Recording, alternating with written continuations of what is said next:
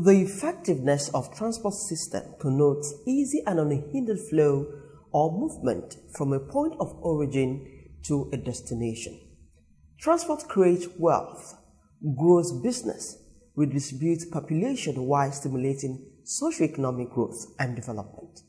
The transport policy of any nation should be designed to bring innovation, bridging the gap between theory and practice, while ensuring that management practices are tailored to suit that environment, thereby promoting and accelerating economic activities. On this informative note, I warmly welcome you to today's edition on Maritime Update. I am Norma Obiaswalo. On a weekly basis, Maritime Update brings to you activities in the maritime industry. In view of the fundamental role of the maritime sector in facilitating the conduct of global trade and commerce, it's imperative to continuously develop the requisite human capacity to take advantage of opportunities in this all-important sector. In this episode, we'll be focusing on how to improve key infrastructure which will ensure competitiveness, efficiency, and cost reduction, and how to ensure a balanced trade in the West and Central Africa sub-region. First, issues and developments that made news in the sector. Stay with us.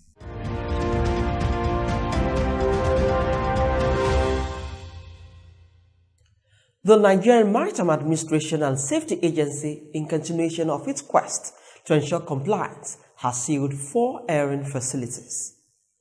The National Inland Waterways Authority is collaborating with Europe and China on waterways development. The Nigerian Ports Authority has lifted the suspension on 4 shipping lines for not having holding bays for their empty containers. And now to the main stories. The Nigerian Maritime Administration and Safety Agency, NIMASA, in continuation of its quest to ensure the compliance with the provisions of the International Ships and Ports Facility Security (ISPS) Code, has sealed 4 airing facilities. The facilities are Heden Petroleum Jetty, India's Petroleum Oil Jetty, Waziri Jetty, and NIPCO in Lagos. Speaking during the exercise, which lasted for about 3 hours, the head of the ISPS Code unit of the agency, Captain Eli Green Igbogi, noted that the affected jetties were given adequate notice to correct the anomalies identified, but failed to comply. Hence, the agency has no other option but to seal the facilities until they implement the minimum ISPS Code standards. He stated further that the sealed facilities have failed to implement physical and operational security measures to their premises, which pose a great danger to the ships that call at their jetties and facilities. In addition to this, they have also failed to pay fines imposed on them. The National Inland Waterways Authority, NIWA, says it is collaborating with Europe and China on waterways development through the understudy of the major rivers in the world located in these countries. The acting managing director of NIWA, Mr. Danladi Ibrahim, said that the agency was also entering into agreement with those countries on technical collaboration to assist the agency with experts that would train its staff.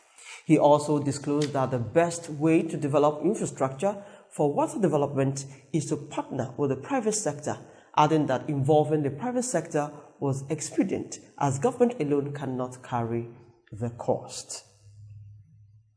The Nigerian Ports Authority has lifted the suspension on 4 shipping lines, namely Maersk, Lagos and Nigeria Shipping Agencies Limited, the African Port Services, and Nigerian Shipping Services, for not having holding bays for their empty containers. In a statement issued and signed by its Assistant General Manager, Corporate and Strategic Communications, Mr. Issa Suwaid, explained that the authority has opened a new window for the affected companies to comply with the directives. In addition, the NPA revealed that the affected shipping companies have been given 2 weeks to comply with 4 conditions to ensure sustainable relationship, as it was discovered that companies import large containers which are dumped at wrong destinations, causing gridlock.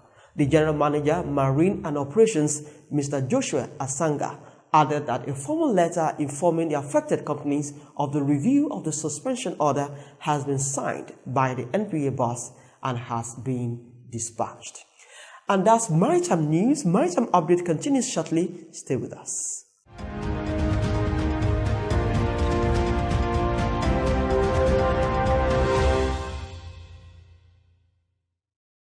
If you have just joined us, this is Maritime Update reaching you courtesy of the Nigerian Shippers Council. For details, please reach the Nigerian Shippers Council on our email, website, or better still, text the number showing on your screen. Now to the guest of the week. He is Dr. Kingsley Oso, former Managing Director, Nigerian Shippers Council. In this chat, he shared the role of training, research, fiscal infrastructure, and ensuring that right people are in strategic places of decision-making in the sector to bring about the appreciable development in the sector. Stay with us. Okay, so taking a critical look at the maritime sector in your days in the public office and comparing it to what we have now, will you say the industry has experienced an appreciable development? Well, development, yes, but the question is, how effective is that development compared to what is going on all over the world? When you look at what happened in the 60s, 70s, and 80s, you ask yourself, in comparison with the other competitors, the other part of the world, have we really developed the way we should? The answer is no. Why? Because our policies, those who are responsible to make these policies work, are sitting back without looking at what the average Nigerian needs to push forward. Let me say this.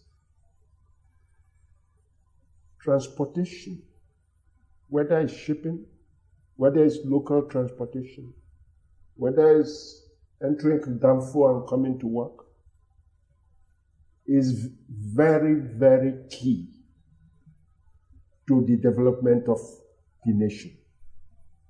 Any country that has good transportation system can boast of good tourism,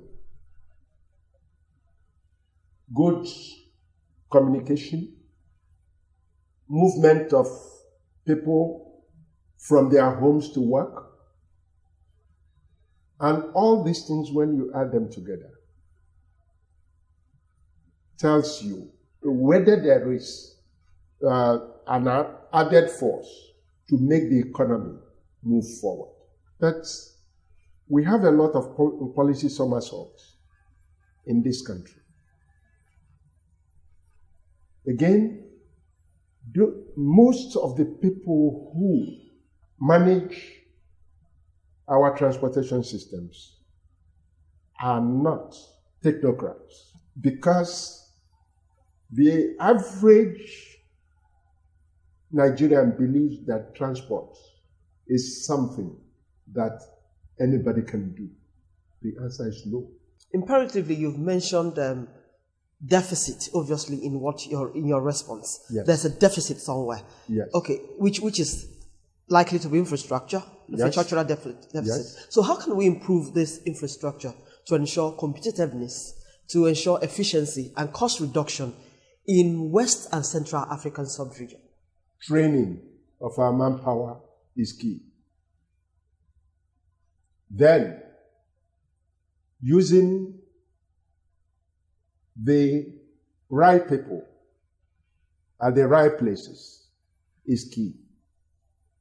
Then the physical infrastructure. We are trying what we would have done so many years ago.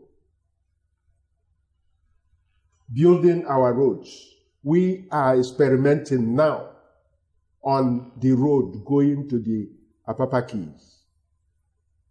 That would have done years ago, because the white man sends in the container concept was developed by them through their military setup. Because the containerization we have today started with the military, the American military. How they will pick a sizable load and lift it up and put it in a vehicle and move it. That's logistics. Now, when they developed it, it was not too big because at the beginning it was break bulk. You load things, when you come to the port, you lift them up and put it, and sling them down. But now you are putting sizable quantity of goods in a box. And the box is taken up. So the productivity level goes up with that at a lower cost. So you make money when your cost is low or relatively low. So the difference between spending more and spending less is your profitability of the business. Now, the transportation we had before with the white people was break bulk. Then their military, first of all, looked at it when they went to war and this thing, how to push things and make sure it gets to the front as quickly as possible. And the American military now brought in the container system. And they were lifting it at a faster rate and making sure that the logistics, the planning was more efficient than it was. Then it took them.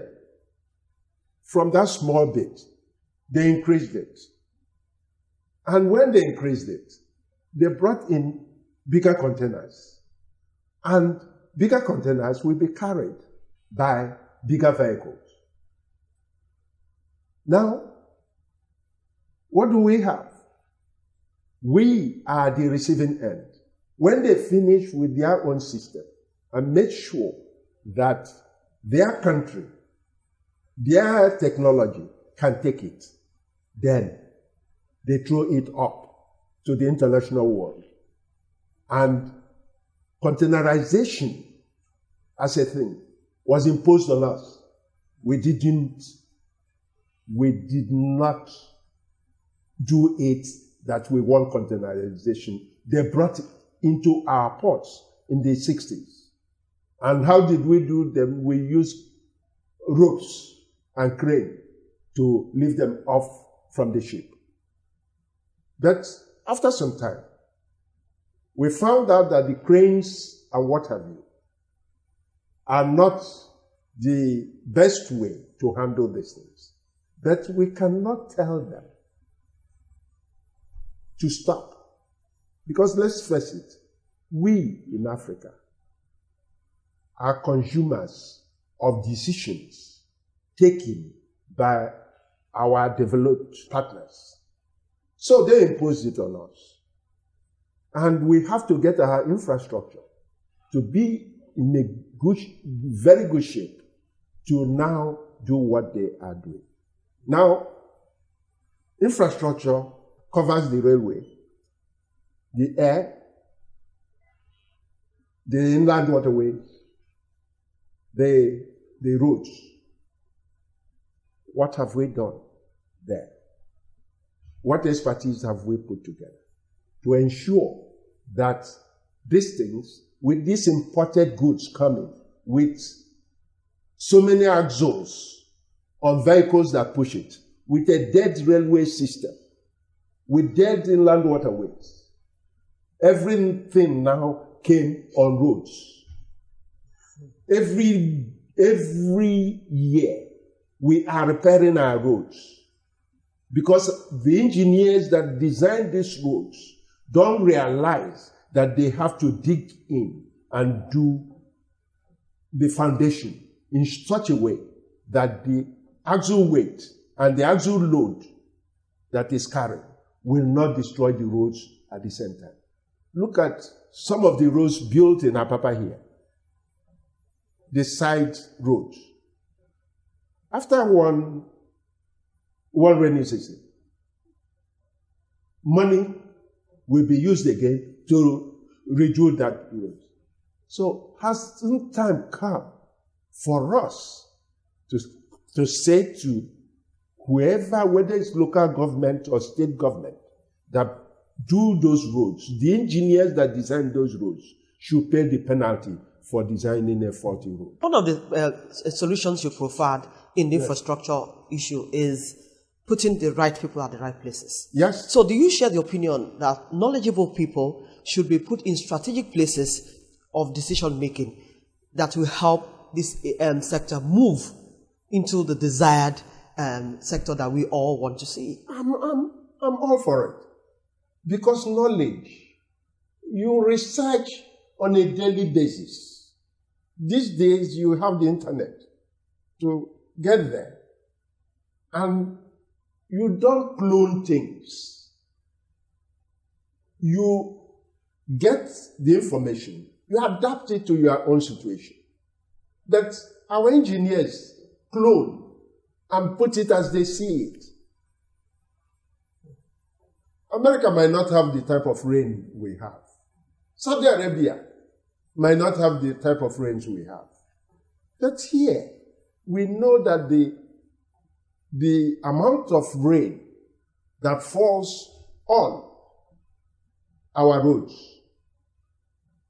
is so heavy that the water that seeps into the ground, whether you use gutters or not, some percentage of the water that falls seeps through the tap into the road.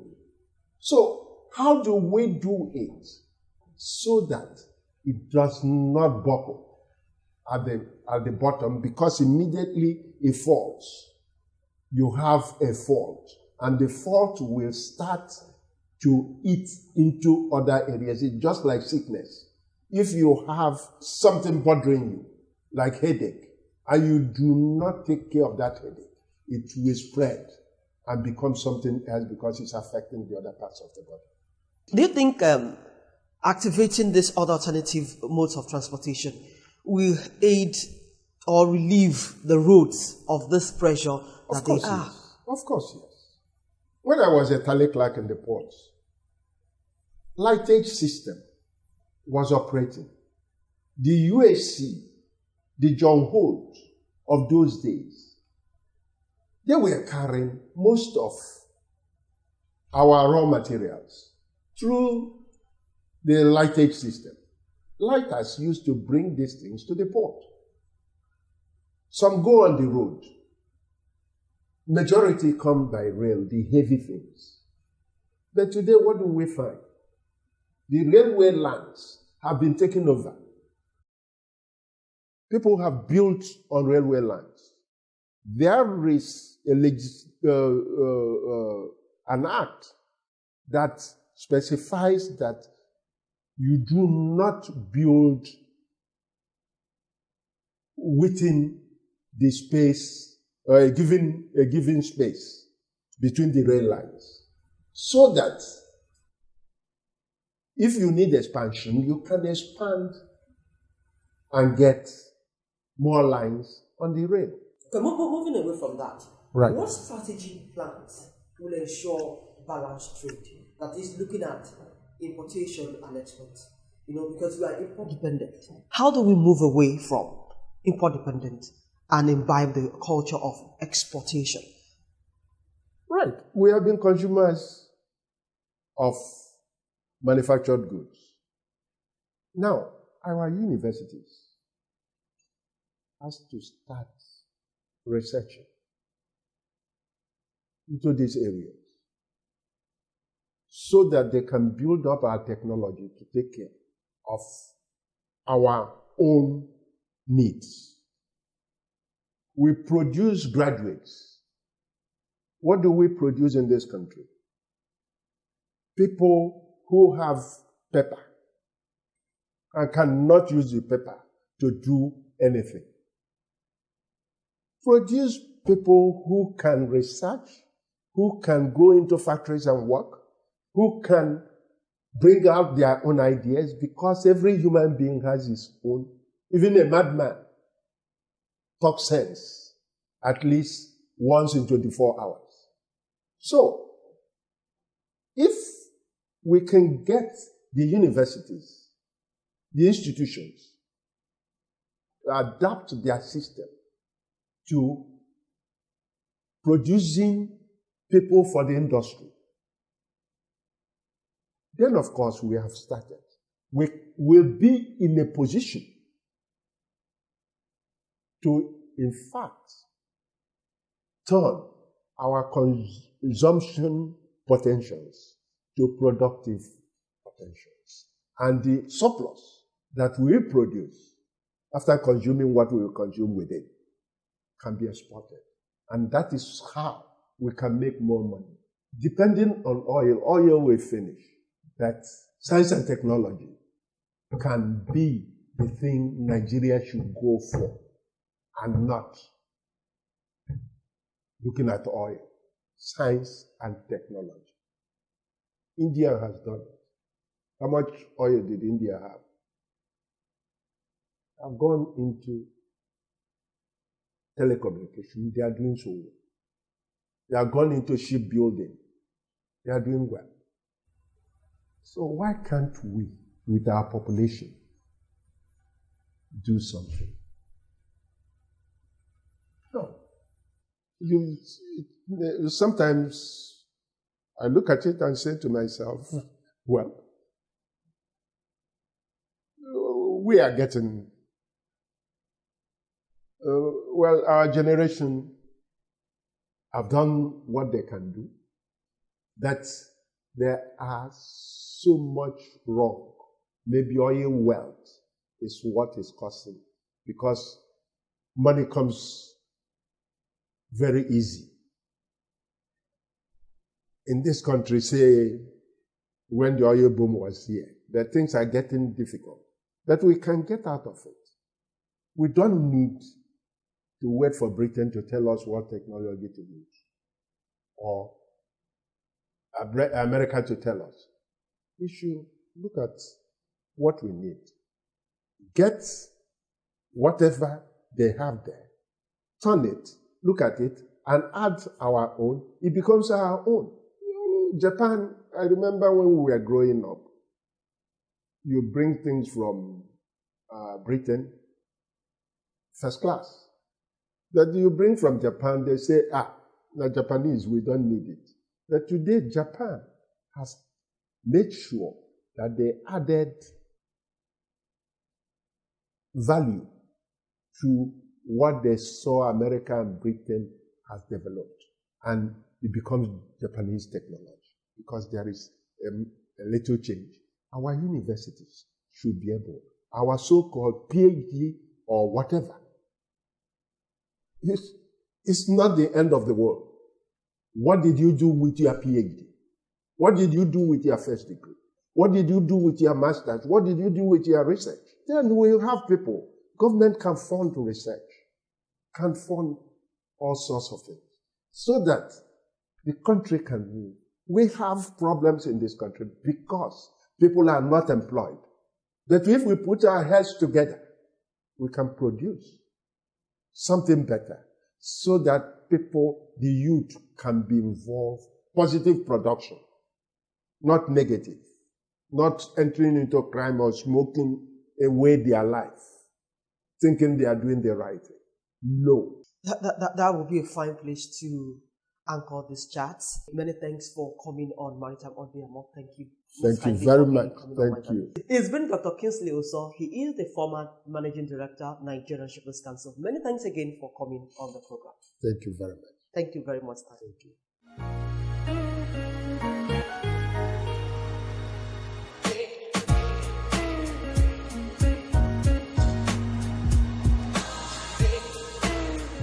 And that's where we draw the curtain on this week's edition of Maritime Update. Many thanks for being a part of today's edition. Please send your comment and observation on the number showing on your screen. This show promises to bring you yet another exciting package next week. For more details, you can contact the Nigerian Shippers Council on our email, website, or text the number showing on your screen. You can also view this episode or any of our previous episodes on our YouTube channel, Maritime Update. When you visit, please subscribe and also click the notification button. I am Norma Obiaswalo. Until I come your way again, same time next week, it's goodbye.